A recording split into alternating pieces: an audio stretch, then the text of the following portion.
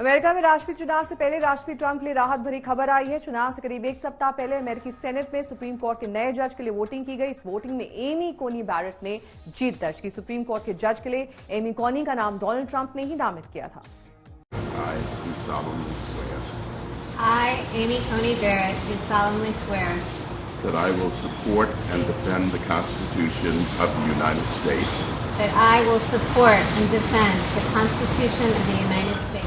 अमेरिकी राष्ट्रपति पद के लिए चुनाव होने में बेहद कम वक्त रह गया है।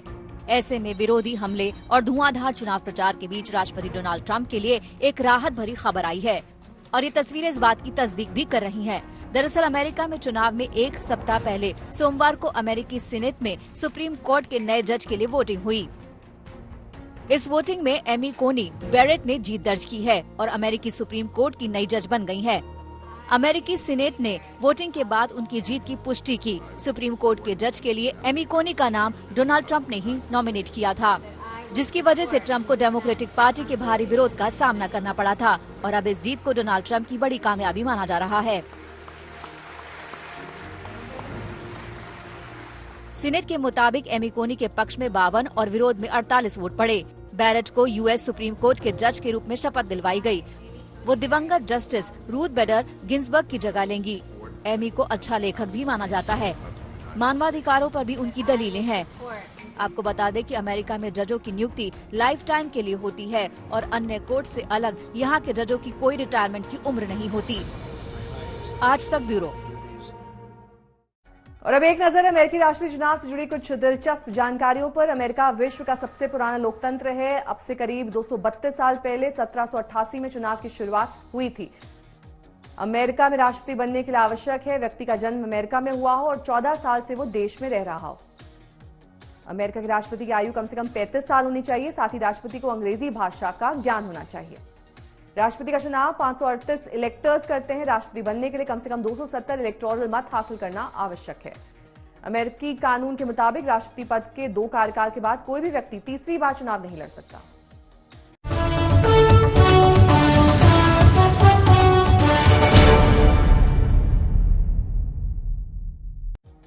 अमेरिका में राष्ट्रपति चुनाव के बीच भारत और यूएस के बीच अहम बैठक हुई। विदेश मंत्री माइक पॉम्पियो, रक्षा मंत्री मार्क एस्पर और भारत के विदेश मंत्री एस जयशंकर, रक्षा मंत्री राजनाथ सिंह के बीच 2+2 बैठक हुई। दोनों देशों के रक्षा और विदेश मंत्रियों ने सैन्य से लेकर चीन से तनातनी जैसे मामलों पर चर्चा की। वहीं भारत और अमेरिका के बीच सैन्य समझौता बेका को लेकर सहमति बन गई है। बैठक से पहले अमेरिकी रक्षा मंत्री मार्क एस्पर और विदेश मंत्री माइक पॉम्पियो दिल्ली के वॉर मेमोरियल पहुंचे और शहीदों को श्रद्धांजलि दी। पाकिस्तान के पेशावर में मदरसे के पास जबरदस्त बम धमाका हुआ। 7 लोगों की इसमें जान चली गई। 70 लोग घायल बताए जा रहे हैं। इनमें ज्यादातर बच्चे शामिल हैं जिनकी हालत गंभीर है। घायलों को अस्पताल ले जाया गया और पुलिस ने बताया कि धमाका पेशावर की दीर कॉलोनी में हुआ, जो पुराना रिहायशी इलाका है। ऐसे में वहां रेस्क्यू में दिक्कत आ रही है। धमाका किसने किया, इसके पीछे क्या मकसद था, अभी इस बारे में पुलिस कुछ भी कहने से इनकार कर रही है।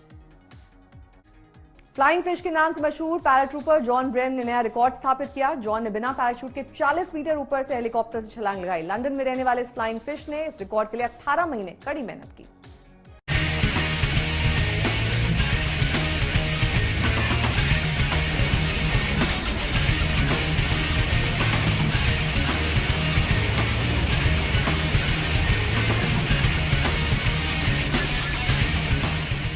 ये है फ्लाइंग फिश के नाम से मशहूर 34 साल के जॉन ड्रीम। खतरों से खेलना इनकी आदत में शुमार है। ब्रिटेन के रहने वाले इस पैराट्रिपर ने जान की बाजी लगाकर एक रिकॉर्ड अपने नाम किया है। जॉन ड्रीमर ने इस रिकॉर्ड के लिए लगभग 132 फीट की ऊंचाई से समुद्र में छलांग लगाई। हेलीकॉप्टर से छलांग उन्होंने बिना पैराशूट की मदद से लगाई, जो अपने आप में एक वर्ल्ड रिकॉर्ड है। छलांग के दौरान किसी भी अनहोनी को रोकने के लिए वहां एक एक्सपर्ट की टीम भी मौजूद थी। इस स्टंट के बाद उन्हें तत्काल अस्पताल ले जाया गया, जहां उन्हें डॉक्टर्स की टीम ने फिट बताया। इस खतरनाक स्टंट को करने के लिए ड्रीम ने 18 महीने की कड़ी मेहनत की है। इस स्टंट के पीछे उनका मकसद लोगों के लिए फंड जुटाना था। साथ ही वो आत्महत्या को रोकने के लिए जागरूकता बढ़ाना चाहते हैं। आज तक ब्यूरो।